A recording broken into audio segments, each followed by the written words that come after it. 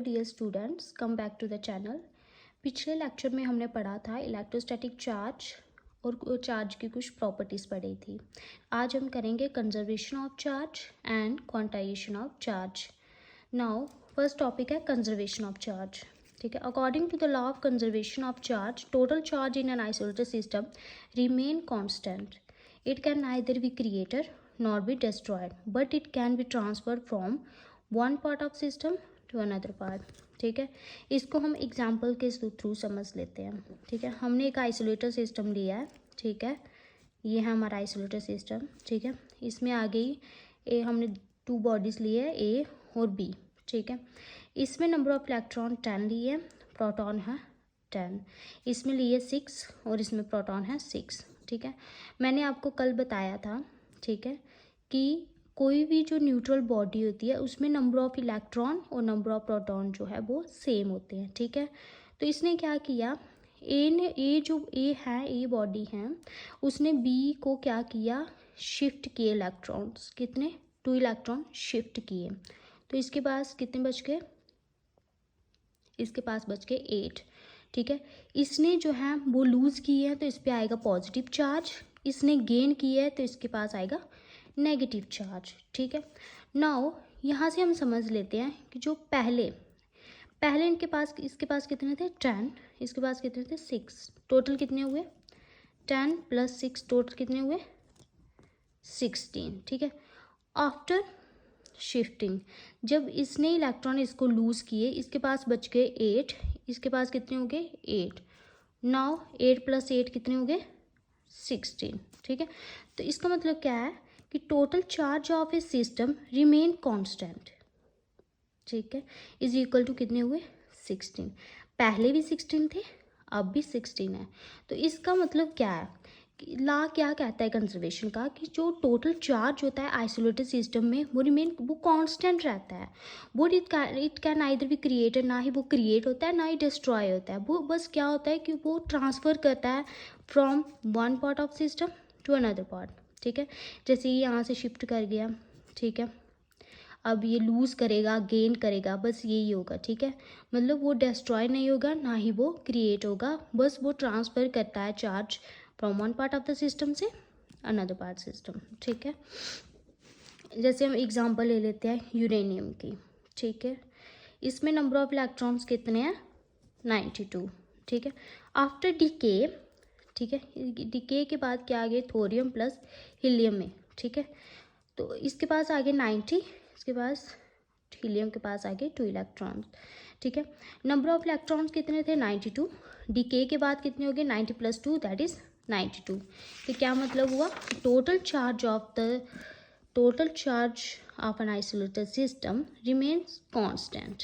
Okay, ये था हमारा कंजर्वेशन का कंसेप्ट। ठीक है, नाउ नेक्स्ट है क्वांटाइजेशन ऑफ चार्ज। ठीक है, इसमें क्या है, according to quantization of charge, the charge on a body is equal to the integral multiple of elementary charge.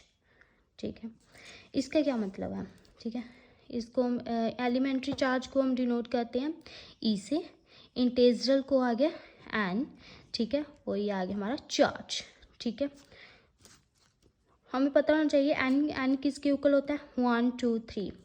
यहाँ पे जो एन है इसकी क्या होनी चाहिए, डिस्क्रीट वैल्यू मीन्स, ठीक है, इसकी क्या होनी चाहिए डिस्क्रीट वैल्यू। ठीक है, कॉन्टीन्यूस वैल्यू नहीं होनी चाहिए। देखो, जैसे कि हम कोई भी 2 बॉडीज़ लेते हैं, हमने देखा है कोई भी 2 बॉडीज़ होगी ए और बी, जब इनमें क्या होता है ये इलेक्ट्रॉन लूज़ करते हैं, मतलब शिफ्ट होते हैं, ये लूज़ करते हैं गेन करते हैं, तो वो कैसी होती है, वो इंटीग्रल वैल्यू डिस्क्रीट वैल्यू होती है। ठीक है, वो कॉन्टीन्यूस वैल्यू में नहीं होती। जैसे डिस्क्रीट वैल्यू से 1 2 3 4, ठीक है, डिस्क्रीट वैल्यूज़ होती है, कॉन्टीन्यूस नहीं होती, मतलब 1.5 3.5 1.5 ऐसी नहीं होती। तो ये क्वांटाइजेशन का जो कंसेप्ट है ये यहीं से आया है। ठीक है, इसका मतलब है कि क्वांटाइजेशन ऑफ चार्ज जो है on a body is equal to the integral multiple of elementary charge, means जो एन है उसकी क्या होनी चाहिए, डिस्क्रीट वैल्यू होनी चाहिए। ठीक है, तो ई हमें पता होना चाहिए, ई किसके बराबर होता है 1.6 equal 10⁻⁻⁹ coulomb. E is equal to क्या है, एलिमेंट्री चार्ज है, ठीक है।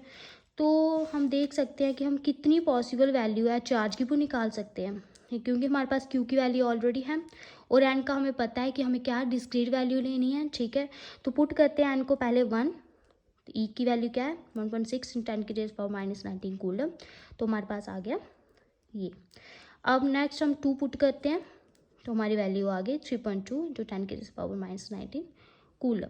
तो ये था हमारा क्वांटाइजेशन का कंसेप्ट, ठीक है। अब हम नेक्स्ट कर लेते हैं, एक क्वेश्चन कर लेते हैं, how many electrons made up 1 coulomb of charge, ठीक है। क्वेश्चन क्या है कि how many electrons made up 1 coulomb of charge, कितने इलेक्ट्रॉन्स जो हैं 1 कूलम ऑफ चार्ज में बनते हैं। तो हमें पता होना क्वांटाइजेशन का क्या फॉर्मूला था, Q is equal to n plus minus n e, where n is the integral value and e is the elementary charge, ठीक है। हमें चाहिए क्या, हमें चाहिए Q, तो हम एन को इधर आने देते हैं, Q को ले लेते हैं, एन को इधर आने दिया, Q को इधर Q और ई इसके नीचे आ गया, ठीक है। Q की वैल्यू कितनी दी है, Q की दी है 1 कूलम, ठीक है, ये हमने दी हुई है। तो n is equal to put कर दिया 1, ठीक है। ई की हमें पता है 1.6 × 10⁻⁻19, ठीक है। तो n इज इक्वल टू 1.6, 10 इसको ऊपर शिफ्ट कर दिया तो ये प्लस में हो जाएगा, पहले माइनस में था। तो अब n इज इक्वल टू 1.16, जब इसको 1.6 है तो नीचे आएगा 10, पॉइंट हट जाएगा, ये आ गया 19, इसको ऊपर ले जाएंगे 19, इसको डिवाइड किया तो आ गया 0.625 × 10⁻⁻19, ठीक है। अब इसको शिफ्ट कर लेते हैं 6.25, तो यहाँ पे 19 था, कितना हो जाएगा 18, कितना आ गया, 1 कूलम इलेक्ट्रॉन्स में कितने चार्जेस होते हैं, कितने इलेक्ट्रॉन्स होते हैं 1 कूलम ऑफ चार्ज में, 6.25 × 10⁻⁹ इलेक्ट्रॉन्स। थैंक यू गाइस, मिलते हैं नेक्स्ट वीडियो में।